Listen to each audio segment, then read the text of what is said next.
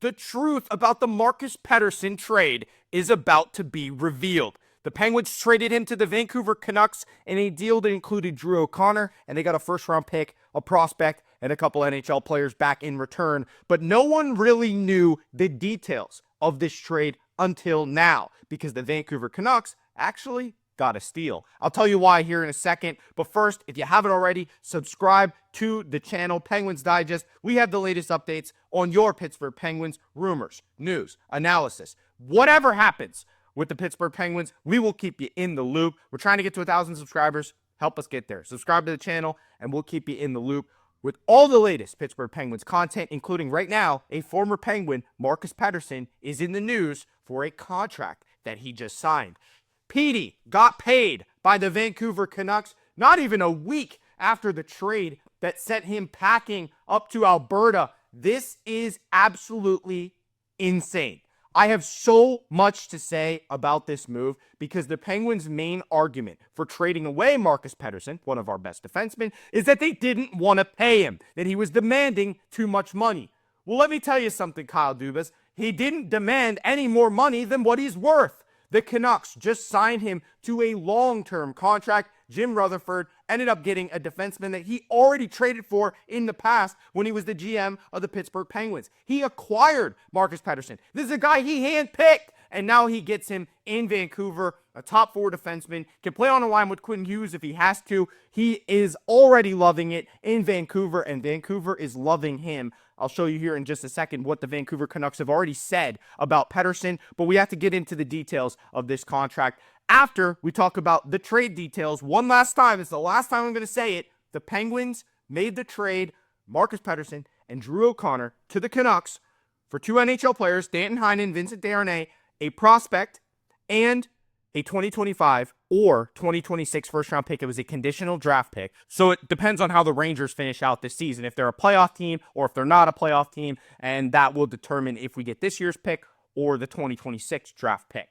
Vancouver management is familiar with Pettersson. That's what I was just talking about. Jim Rutherford made the trade to acquire Pettersson in 2018, trading struggling prospect Daniel Sprong, former first-round pick, to Anaheim. So Vancouver management knows Pettersson really well. This is the third time that Jim Rutherford has signed Marcus Pettersson to a contract. That's kind of crazy. Vancouver signed Pettersson to a healthy 6-year contract with $5.5 million AAV. $5.5 million? He was already making almost $5 million. You're telling me, okay, the argument is, oh, Pettersson's going to be doing a huge raise. We're not going to sign him to an extension. He's going to be too much money. 5.5 with the cap going up? That's nothing. Dude, he was already making $4.75 million with the Penguins, and they couldn't afford it? Are you kidding me? $5.5 million? Dude, plus he has trade protection for the next 3 seasons. He's only 28 years old. I mean, dude, what? I mean, Pettersson played 7 seasons, 442 games for the Penguins. He was a staple on our blue line, a staple, and we traded him. And now he's signing a contract that is about as team-friendly as it gets for a top 4 defenseman. $5.5 million? I would have done that.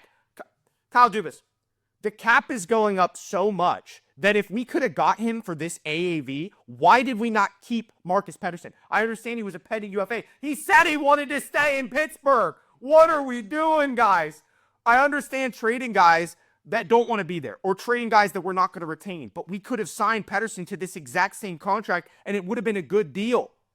Defensemen are not easy to find. They're a hot commodity. I mean, defensemen are at a premium these days. Actual good defensemen are tough to find. So when you find a diamond in the rough like Marcus Pettersson, a guy that you barely traded anything to get in the first place, you pay the man. You don't trade him and let somebody else pay him. Now he's locked up in Vancouver. Oh, man.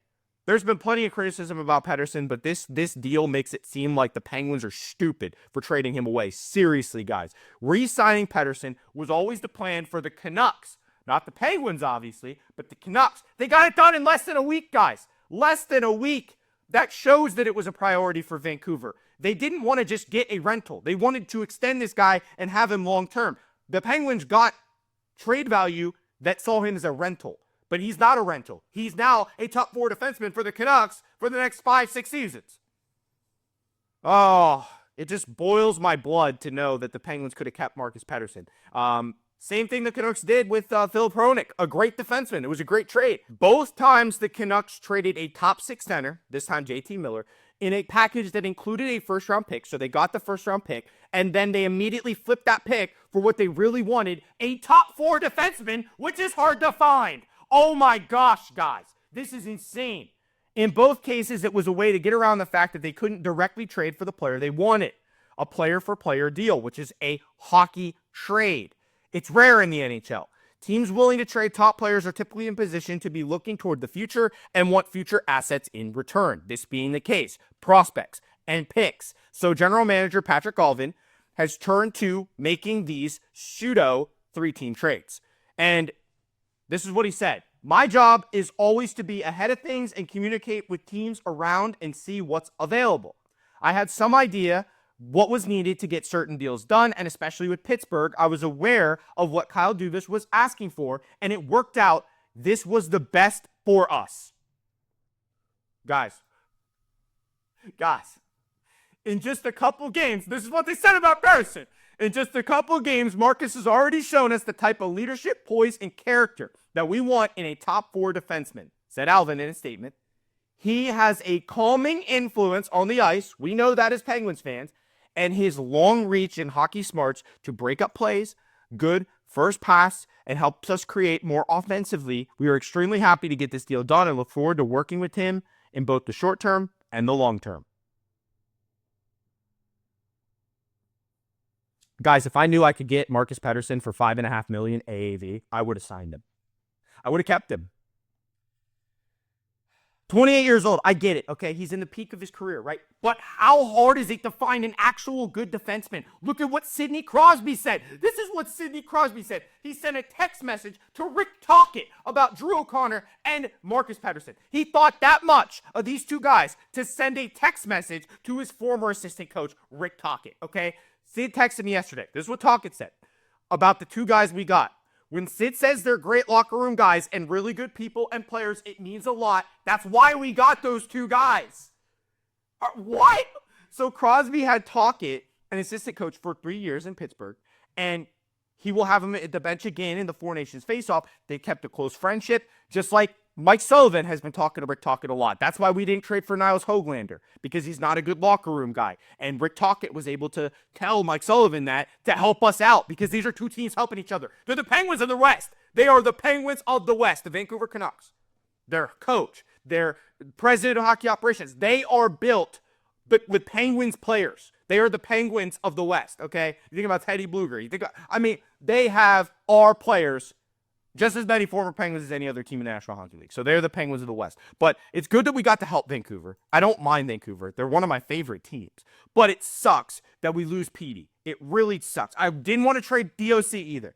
But we did what we had to do. We got a prospect that we wanted, Fernstrom, and we got his first-round draft pick. Everybody's going to say, oh, it's a first-round draft pick. I don't care. If you have a top 4 defenseman in Marcus Pettersson, are you really going to be able to draft a top 4 defenseman with that pick?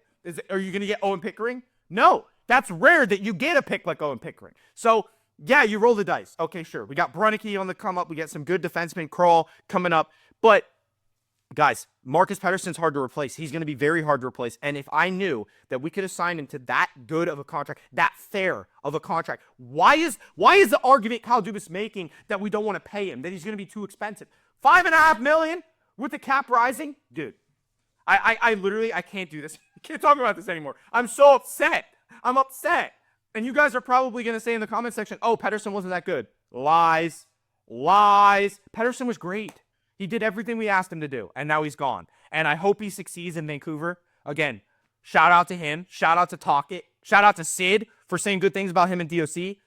Trade happened. It's over. Nothing we could do about it. He's locked up now in Vancouver. I hope he does really well.